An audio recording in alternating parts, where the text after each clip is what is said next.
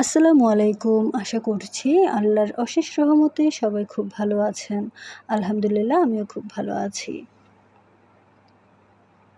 এটা হচ্ছে রোজার মধ্যে একদিনের ভিডিও। ইফতার শেষে মার্কেটে যাওয়ার উদ্দেশ্যে বের হয়েছি। তো আমার হাসব্যান্ড ঈদের জুতা কিনবে এবং আমি টুকটাক অন্য কিছু কিনবো। তো সে উদ্দেশ্যেই বের হওয়া। তো আমি এখানে প্রথমেই আমাদের বাসার কাছে একটা জুতার শোরুমে চলে এসেছি। এটা ছিল বাটার শোরুম। তো এখানে আমি মেয়েদের জুতোও দেখছিলাম একটু, যদিও আমার এর আগেই ঈদের জুতা কিনা শেষ। তারপরও আবার একটু দেখছিলাম। তো এদিকে আমার হাসব্যান্ড হচ্ছে ছেলেদের জুতা দেখছিল। তো এবারের জুতাটা ও পাঞ্জাবির সাথে ম্যাচ হয় এমন স্যান্ডেল কিনবে। আমরা বাটা বা অ্যাপেক্স থেকেই সবসময় কেনার চেষ্টা করি, কেননা আমার মনে হয় এই ব্র্যান্ডগুলোর উপর ভরসা রাখা যায়। একটা জুতা খুব সহজেই কিন্তু ১-১.৫ বছর পরা যায় এবং বেশ কমফোর্টেবল হয়। যদিও এখানে বিগত কয়েক বছরের তুলনায় দাম কিন্তু অনেক বেশি বাড়ানো হয়েছে, যেটা আমার মনে হয় খুবই অযাচিত। তারপর কোয়ালিটিটাও একটু হলেও লো করা হয়েছে। বাটা, অ্যাপেক্স এগুলোতে খুব সুন্দর ডিজাইনের জুতা পাওয়া না গেলেও এখানে কিন্তু জুতার সোলটা খুব ভালো দিত আগে। তারপর জুতার চামড়াটাও খুব বেশি ভালো হতো। ইদানিং কিন্তু একটু কমই ভালো দিচ্ছে তারা। তো এখানে আমার হাসব্যান্ড জুতো দেখছিল, আমি সেগুলো ভিডিও করছিলাম। আমাদের কিন্তু এই শোরুম থেকে কেনা হয়নি, যেটা ওর পছন্দ হয় সেটারই ওর সাইজ থাকে না। তো এরপর এখান থেকে বের হয়ে আবার অ্যাপেক্সে যাই। অ্যাপেক্সেও কিন্তু অনেক দেখেছিলাম জুতো একই অবস্থা। যেটা পছন্দ হয় সেটার দাম হয়তো খুব বেশি, নয়তো বা সাইজ মিলে না। এভাবেই অনেকক্ষণ আমরা দেখেছি। তো আমরা ইফতারের পর গিয়েছিলাম। এই শোরুমগুলোতে ভিড় মোটামুটি মাঝারি মানের ছিল, খুব একটা অতিরিক্ত ভিড় ছিল না। দেখতে পাচ্ছেন ভিডিওতে খুব বেশি মানুষ কিন্তু এখানে ছিল না। তো তারপরও ইফতারের পর হিসেবে আরও বেশি মানুষ হওয়ার কথা কিন্তু ছিল, কিন্তু এই শোরুমগুলোতে ছিল না। সবাই কিন্তু বড় বড় মার্কেটগুলোতেই বেশি ছিল। তো এখানে আমি দাঁড়িয়ে দাঁড়িয়ে মানুষদের কর্মকাণ্ড দেখছিলাম আর ভিডিও ধারণ করছিলাম। এক একজন মানুষের এক এক ধরনের চাওয়া পাওয়া, এক এক ধরনের ইচ্ছে। তো যত বেশি মানুষ তত বেশি তাদের মতামত, তত বেশি তাদের চাওয়া পাওয়া। তো এটা আমার দেখতে ভালো লাগে। এক একজন মানুষের এক এক ধরনের ইচ্ছে, তাদের পছন্দ অপছন্দ সবগুলোই মাঝে মধ্যে আমি খুঁটিয়ে খুঁটিয়ে দেখতে পছন্দ করি। এই যেমন আমার হাসব্যান্ড, সে একটা জুতো পছন্দ করতে প্রায় অন্তত ১ থেকে ১.৫ ঘন্টা লাগিয়ে দিয়েছে, যেখানে আমি মোটামুটি ১০ থেকে ১৫-২০ মিনিটের মধ্যেই কিন্তু জুতো পছন্দ করে ফেলেছিলাম আমার ঈদের জুতো। তো পরবর্তীতে অবশ্য সেজন্য আফসোসও করেছি, কারণ তার সাথে যখন অন্য শোরুমে গিয়েছিলাম, এই যেমন বালি আর্কেডের অ্যাপেক্সের শোরুমে, তখন কিন্তু আমার একটু আফসোস হয়েছে, কারণ সেখানে অনেক সুন্দর সুন্দর জুতো ছিল। যেই জুতোটা আমি যে দামে কিনেছি আমার ঈদের জুতো, সেই দামেই কিন্তু ওখানেও আরেকটু সুন্দর সুন্দর জুতো ছিল।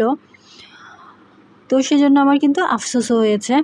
তো আমরা বালি আর্কেডে যাচ্ছিলাম। বালি আর্কেডে আমাদের হাঁটা দূরত্ব যেহেতু ছিল, তাই আমরা হেঁটেই যাচ্ছিলাম। আর প্রতিমধ্যে ছোট্ট কিউটি বাচ্চাটাকে দেখেছি, যে হাতে চুড়ি পরে শপিং করতে বের হয়েছে, হয়তোবা তার বাবার সাথে। তো আমরা বালি আর্কেড চলে এসেছি এবং এখানে কিন্তু অনেক ভিড় ছিল। আমার মনে হয় চট্টগ্রামের অনেক মানুষই বালি আর্কেডে আসে, আর তাই জন্য ভিড়টাও এত বেশি। আমার কিন্তু খুব একটা যাওয়া হয় না বালি আর্কেডে, যদিও আমাদের বাসা থেকে মোটামুটি অনেকটাই কাছে। তারপরে কিন্তু আমার দেখা যায় যে মাসে 2 মাসে বা বছরেও হয়তোবা খুব বেশি হলে 2-3 বারই যাওয়া হয়। এমনকি এটা যখন করা হয়েছিল তখনও আমি এর প্রায় 1 বছর পর এই মার্কেটে প্রথমবারের মতো গিয়েছিলাম। তো এখানে কিন্তু বাটা, অ্যাপেক্স এগুলোর অনেক বড় বড় শোরুম এবং তুলনামূলকভাবে অনেক বেশি জুতো কিন্তু এখানে আছে। যেই শোরুমগুলো আমরা দেখে এসেছি সেগুলো খুবই ছোট এবং সেখানে কিন্তু খুব বেশি কালেকশান নেই।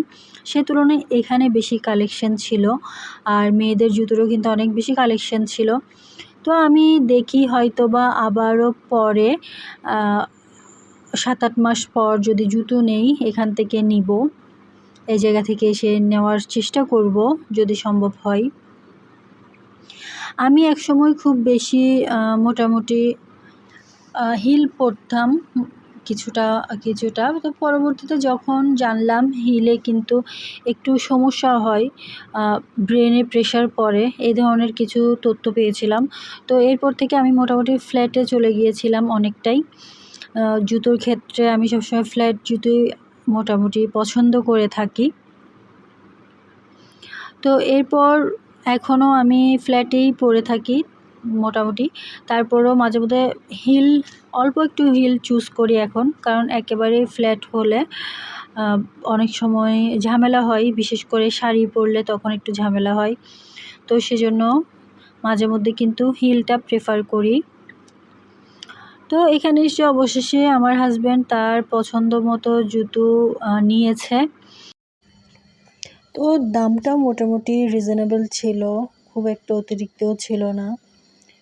আর এরপর আমরা এখানে শপিং করে যে কুপন পেয়েছি সেগুলো জমা করে রেখেছি, পরবর্তীতে সেগুলো জমা দিব। এরপর আমরা ফুড কোর্টে যাই, যদিও রমজান মাস ছিল এবং অনেক বেশি দেরিও হয়নি ইফতারের পর, তারপরে অনেক বেশি ক্রাউডেড ছিল ফুড কোর্ট। একেবারে লোকারণ্য যেটা বলা হয় ঠিক তেমনই ছিল। আমরা একেবারে কর্নারে গিয়ে একটা রেস্টুরেন্ট পেয়েছি, যেটার টেবিলও কিন্তু খালি ছিল না। ওরা ওদের একেবারে নতুন একটা টেবিল আনফোল্ড করে আমাদেরকে বসতে দেয়। তো বুঝতেই পারছেন খুবই কম জায়গায় এতগুলো মানুষ যখন একসাথে ভিড় করে তখন অবস্থাটা কেমন হয়। তো আমরা এই স্ন্যাক্সটা নিয়েছিলাম, প্লাস হচ্ছে কোল্ড ড্রিঙ্কস, এই দুইটা নেই। তো আমি তো সবসময় চকোলেট লাভার, তাই আমার ড্রিঙ্কসটাও চকোলেট কেন্দ্রিকই ছিল, আর আমার হাজব্যান্ডেরটা ছিল ভ্যানিলা ফ্লেভার। তো দুজনের জন্য মোটামুটি ঠিক ছিল, বাট পরিমাণটা দাম হিসেবে অনেক কম ছিল। তো এরপর আমরা জুয়েলারির দোকানে যাই, সেখানে চুড়ি দেখি, তবে চুড়ি সাইজে মিলে না, এবং পরবর্তীতে আবার লিপস্টিক কিনতে গিয়েছিলাম। তো একটা লিপস্টিক পছন্দ করেছিলাম এবং সেটাই কিনেছি পরবর্তীতে। তো চুড়ি আর কেনা হয়নি সেদিন, চুড়ি অন্যদিন কিনেছিলাম চাঁদ রাতে, যেহেতু সেদিন পাইনি। তো এর মধ্যে নির্বাণা কোম্পানির এখান থেকে একটা লিপস্টিক আমি কিনেছি। পরবর্তীতে আমার এবং আমার ছোট বোনের জন্য মেহেদি কিনেছি একদম নিচের ফ্লোরে এসে। তো এরপর আমরা যেখানে কুপনগুলো জমা নেওয়া হচ্ছিল সেখানেও কিন্তু মোটামুটি বেশ ভিড় ছিল। অনেকক্ষণ দাঁড়িয়ে থেকে তারপর আমাদের কুপনগুলো ফেলতে পেরেছিলাম।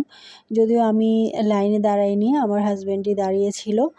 তো আমি ভিডিও করছিলাম আর সে ওখানে দাঁড়িয়েছিল দেওয়ার জন্য, অর্থাৎ কুপনগুলো জমা দেওয়ার জন্য। তো তো জানি না এগুলো আসলে কুপনের এই সত্যতা কতটুকু আসলে মানুষ পায় কি না কুপনে কিছু। তো আমার কাছে তো সবসময় এটা অনেক বড় ধরনের একটা স্ক্যামই মনে হয়। তো যাই হোক, অনেক সুন্দর চমৎকার একটা সন্ধ্যা কাটিয়েছিলাম সেদিন। তো আজকের ভিডিওটা আমি এতটুকুতেই রাখছি। আল্লাহ হাফেজ।